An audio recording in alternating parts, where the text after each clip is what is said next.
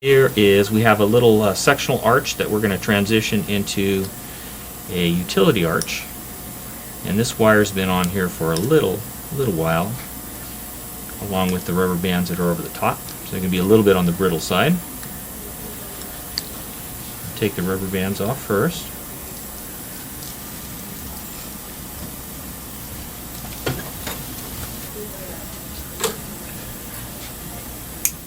And this wire had been laced.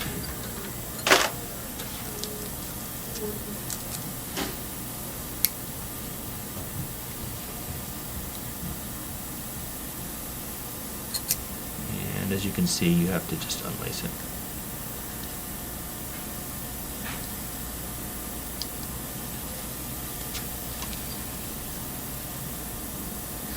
And the little sectional 012 or 014 tie is taken off. Okay, so what we're going to do is we're going to use a pre-made utility arch in this case.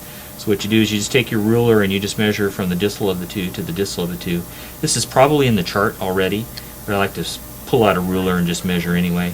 So we're going to use the 38mm utility arch, pre-made utility arch for her. I'm going to take the pre-made utility arch, and right out of the package I'm going to toe in the distals of the utility arch that's going to be going into the molar tube just slightly. Okay, and then of course it's going to go in just like any other utility arch. So what I'm going to do is I'm going to take, in this case, a Weingart plier, and I'm going to stick the end of the utility arch just in that molar tube right there. And then I'm going to go to the other side.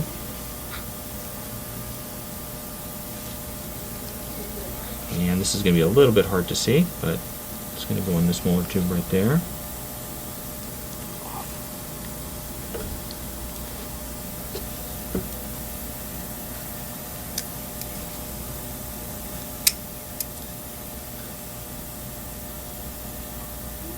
And close for me just a little bit.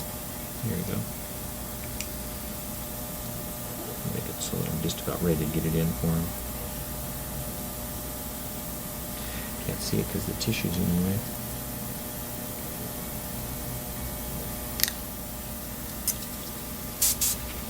Yeah, can I have some air there, please? Right on the...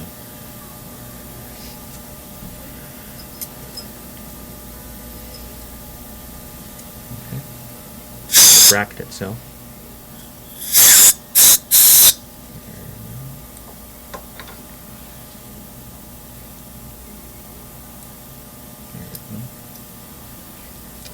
Okay. And then we put it in the other side here.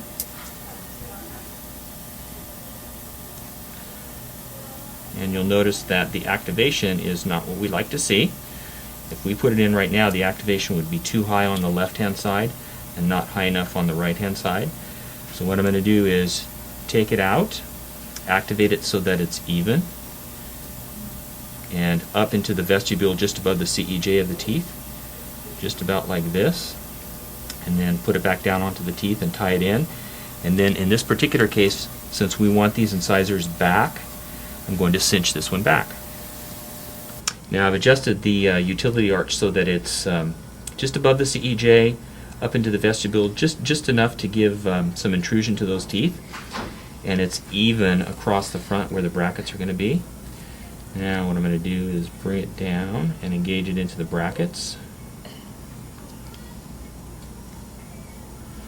And I'm going to lace this one in again.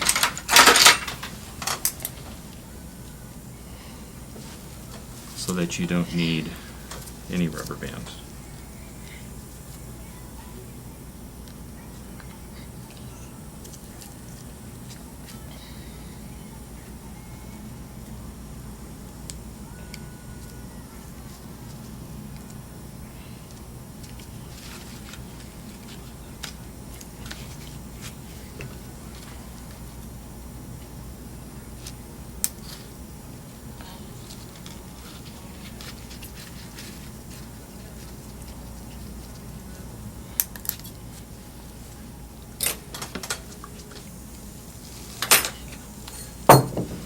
now that it's laced,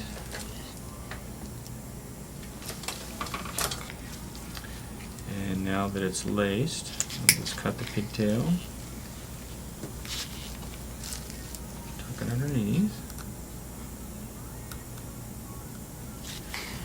Now the distal of each one of these pre-made utility arches should be abutted right up against the mesial of the molar tube on both sides.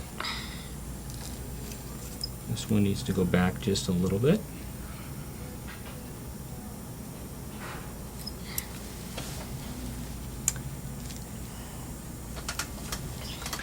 Now, to make the utility arch not slide on the Nitai versus the stainless steel side, I'm just going to crimp it in a couple of different spots, right here, pretty hard, without deflecting the wire.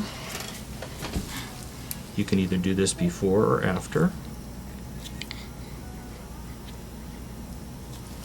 I'm going to cut this distal in so it's not quite so long. See, that one's pretty good. A little bit needs to be out of the distal end of the molar tube because we're going to cinch this one back. So you do need something to grab.